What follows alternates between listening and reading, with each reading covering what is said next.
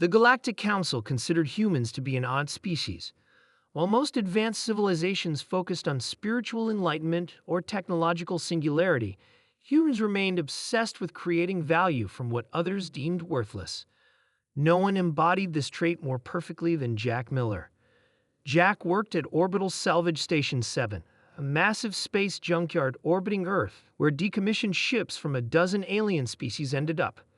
His job was simple: process the scrap, separate valuable materials, and compress the rest for disposal. Most workers hated the monotony. Jack saw opportunity. "Another delivery from the Vex," his supervisor Tom announced, pointing to a battered cruiser being towed into the station's receiving bay. "Standard processing." The Vex were meticulous beings, replacing their vessels at the first sign of inefficiency. This particular ship had developed minor engine fluctuations, nothing serious by human standards, but unacceptable to the Vex. Jack scanned the ship while the other workers began stripping it for basic metals. His analyzer detected something unusual in the engine core. While everyone focused on the hull's conventional materials, Jack requested permission to examine the propulsion system. "Whatever," Tom shrugged.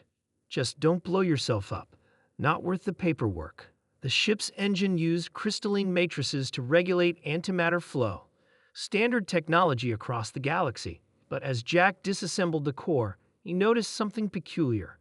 The regulator crystals had developed a golden patina, something he'd never seen before. When he removed one, it felt unnaturally heavy.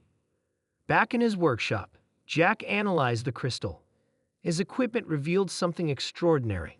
The crystal's molecular structure had been altered by years of exposure to both antimatter and dark matter leakage.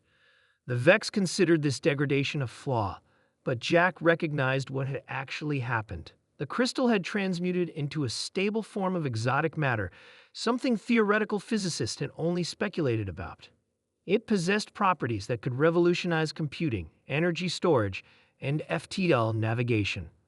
"Holy," Jack whispered, realizing what he'd found.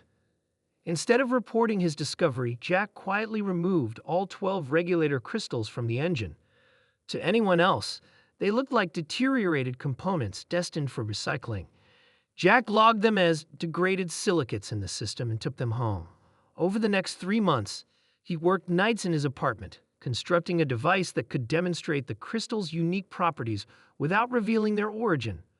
The result was what he called a quantum resonance amplifier, a black box that could enhance signal strength and computing power for any connected device by factors of thousands while consuming minimal energy. When he felt ready, Jack approached Rita Alvarez, a human entrepreneur known for bridging human innovation with alien markets. "This looks like junk," Rita said, examining his crude prototype. But when Jack connected it to her datapad, her skepticism vanished. "This is impossible. My scanning range just increased 400 times. Power consumption is down 95%. "That's at the lowest setting," Jack smiled. Rita recognized the implications immediately. The Vex would pay a fortune for this. The archivists would empty their treasuries. A partnership was formed. Rita handled the business. Jack managed production. They never revealed the source of the technology, simply marketing it as human ingenuity. The truth was simpler and more profound.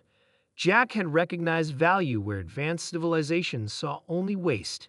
Within a year, their company, Golden Fortune Technologies, became the fastest-growing human enterprise in galactic history.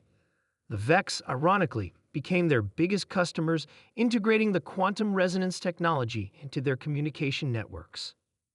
At a summit on the Galactic Council's orbital city, Jack stood before representatives of 26 species, now a respected merchant instead of an anonymous salvage worker.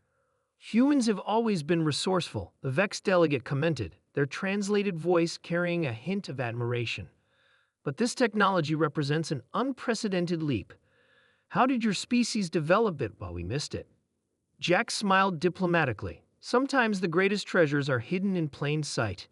Humans just have a knack for seeing potential where others see obsolescence." The irony wasn't lost on him.